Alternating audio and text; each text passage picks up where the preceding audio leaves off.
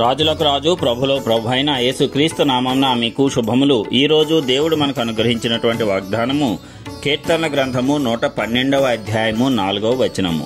యథార్థవంతులకు చీకటిలో వెలుగు పుట్టును, వారు కటాక్షమును వాత్సల్యతను నీతియు గలవారు. ప్రియులారా, ఈ వాగ్దానాన్ని గనక మనం పరిశీలించినట్లయితే ఈ అధ్యాయంలో దేవుని యందు భయభక్తులు కలిగిన వాడు, ఆయన ఆజ్ఞలను బట్టి అధికంగా ఆనందించే వాడిని గురించి భక్తుడు తెలియజేయటం జరుగుతుంది. అలాంటి వారు, వారి సంతతి వారు కూడా ఎప్పుడూ భూమి మీద ఆశీర్వదింపబడతారంట, దీవెనకరంగా ఉంటారంట. అలాగే వారి ఇంట ఎల్లప్పుడూ కలిమి సంపద ఉంటుందంట. వారి యొక్క నీతి నిత్యము నిలుస్తుంది. అదే విధంగా యథార్థవంతంగా నడుచుకున్నట్లయితే చీకటిలో వెలుగు పుడుతుందంట. మన జీవితాలలో అనేక మార్లు చీకటికరమైనటువంటి పరిస్థితులు ఏర్పడుతూ ఉంటాయి. అవి సహజమే. కొన్ని శోధనలు, కొన్ని శ్రమలు వచ్చినప్పుడు మనకు జీవితం అంతా చీకటిమయమైపోయినట్లుగా అనిపిస్తూ ఉంటుంది. అప్పటి వరకు ఉన్న జీవితం వేరు. క్షణాలలో ఆ యొక్క బాధ అనుభవించేటప్పుడు, ఏదైనా కోల్పోయినప్పుడు కానీ, ఏదైనా మనకు గొప్ప విపత్కర పరిస్థితి ఏర్పడినప్పుడు కానీ ఇక మొత్తం ప్రపంచం శూన్యమైపోయినట్లుగా, మనకే దారి లేకుండా అయిపోయినట్లుగా మనము భావిస్తూ ఉంటాము. అయితే నీవు దేవుని ఎదుట న్యాయముగా నడుచుకుంటూ ఉంటే, యథార్థవంతుడిగా ఉంటే నీకు అలాంటి చీకటిలో కూడా వెలుగు పుడుతుందంట. అంటే దేవుడు ఎంత విపత్కర పరిస్థితి అయినా, దారుణంగా నీ యొక్క జీవిత స్థితి ఉన్నా సరే ఏదో ఒక మార్గాన్ని ఆయన నీ కోసము ఏర్పాటు చేస్తాడు. ఆ మార్గము నీవు కనుగొనేలాగా దేవుడు చేస్తాడు. దాని ద్వారా చీకటి అయిపోయినటువంటి నీ యొక్క స్థితిలో నుంచి నీకు వెలుగు అనేది కలుగుతుంది. నీవు ఆ పరిస్థితిని దాటి వచ్చిన తరువాత నీ జీవితము అద్భుతకరంగా, ఆశ్చర్యకరంగా, ఆశీర్వాదంతో నింపబడుతుంది. కాబట్టి మనము ఎల్లప్పుడూ కూడా దేవుని ఎదుట నీతివంతంగాను, యథార్థవంతంగాను ప్రవర్తించుకోవాలి.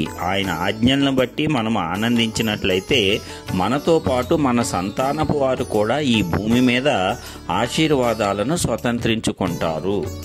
మరి ఎవరిని ఇక్కడ యథార్థవంతులుగా వాక్యం తెలుపుతుంది అంటే, కటాక్షము కలిగిన వారు అంటే ఇతరులను కనికరించేవారు, అలాగే వాత్సల్యత కలిగిన వారు, మరి పొరుగువాని పట్ల ప్రేమను కలిగి ఉన్నవారు, అదేవిధంగా నీతి గలవారు, ఎల్లప్పుడూ కూడా ఆ పేద ధనిక అనేటువంటి భేదము లేకుండా నీతిని మాత్రమే అనుసరిస్తూ నడిచేవారు యథార్థవంతులుగా వాక్యం మనకు తెలియజేస్తుంది. నీవు నేను గనక అలాగ నడుచుకున్నట్లయితే తప్పనిసరిగా మనకు చీకటి పరిస్థితులు ఎదురైనప్పుడు గొప్ప వెలుగు పుడుతుంది. నీతి కోసము, యథార్థత కోసము మనము గనక నిలవబడి ఉన్నట్లయితే కొన్ని అవమానాలు వస్తాయి. అనేక మంది మనలను దూషిస్తారు, మనలను వదిలి వెళ్ళిపోతారు. ఎందుకంటే ఈ లోకంలో అన్యాయమే రాజ్యం ఏలుతుంది. కాబట్టి నీతి పక్షాన, యథార్థం పక్షాన నీవు నిలవబడినప్పుడు కొన్ని రకాలైనటువంటి విపత్కర పరిస్థితులు తప్పనిసరిగా ఎదుర్కోవలసి ఉంటుంది. ప్రతి ఒక్కరూ కూడా నిన్ను వదిలిపెట్టి వెళ్లిపోయేటువంటి పరిస్థితి ఏర్పడుతుంది. అయితే నీ యొద్ద ఎవరు ఉన్నా లేకపోయినా, ఎంతమంది నిన్ను విడిచిపెట్టి వెళ్లిపోయినా సరే నీతిగా, న్యాయముగా నీవు జీవించాలని స్థిర నిశ్చయం చేసుకున్నట్లయితే నీ దేవుడు తప్పనిసరిగా నీతో ఉంటాడు. దేవుడు ఒక్కడు నీతో ఉండి ప్రపంచం మొత్తము నీకు వ్యతిరేకంగా ఉన్నా ఎవ్వరూ నిన్ను ఏమీ చేయలేరు. ఎందుకంటే చివరకు నిన్ను గెలిపించేది దేవుడు మాత్రమే. అయితే నీవు దేవుణ్ణి వదిలివేసి ప్రపంచం మొత్తం నీ వెనక ఉన్నా సరే నీవు ఓడిపోతావు.